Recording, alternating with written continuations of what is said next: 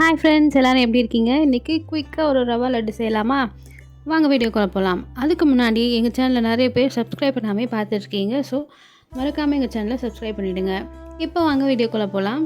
So rava laddu செய்கிறதுக்கு first ஒரு pan எடுத்துக்கோங்க. அதில் 2 ஸ்பூன் அளவுக்கு நெய் விட்டு முந்திரி, பாதாம், பிஸ்தா இது மூணுத்தையும் போட்டு ரோஸ்ட் பண்ணி நான் தனியாக எடுத்து வச்சுக்கிட்டேன். ஸோ அதே பேன்லேயே இன்னொரு ஸ்பூன் அளவுக்கு நெய் விட்டு ஒரு கப் அளவுக்கு ரவை எடுத்து நான் அந்த நெய்யில் போட்டு நல்லா ரோஸ்ட் பண்ணி எடுத்துக்கிட்டேன். ஸோ கைவிடாமல் நல்லா கிளறிட்டே இருக்கணும், இல்லைன்னா அடி பிடிச்சிரும்.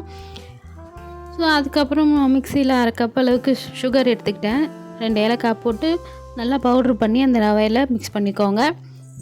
கைவிடாமல் கிளறிட்டே இருக்கணும், இல்லைன்னா அடி பிடிச்சிரும். ஸோ நல்லா கிளறினதுக்கப்புறமா நம்ம ட்ரை ரோஸ்ட் பண்ணி வச்சுருக்க இந்த முந்திரி, பாதாம், பிஸ்தா அது எல்லாத்தையும் ஆட் பண்ணி காய்ச்சின பால் கொஞ்சமாக ஊற்றி இந்த மாதிரி நல்லா கைவிடாமல் கிண்டிக்கிட்டே இருக்கணும். ஸோ இந்த பதத்துக்கு வந்ததுக்கப்புறமா ஸ்டவ் ஆஃப் பண்ணிவிட்டு சூடாக இருக்கும்போது இந்த மாதிரி குட்டி குட்டி பால்ஸாக பிடிச்சி வச்சுக்கோங்க. அவ்வளோதான், ஈஸியாக ரவா லட்டு செஞ்சாச்சு. ஸோ நீங்களும் வீட்டில் ட்ரை பண்ணி பார்த்துட்டு எப்படி இருக்குன்னு எனக்கு மறக்காமல் கமெண்ட்டில் சொல்லுங்கள். தேங்க்யூ ஃபார் வாட்சிங்.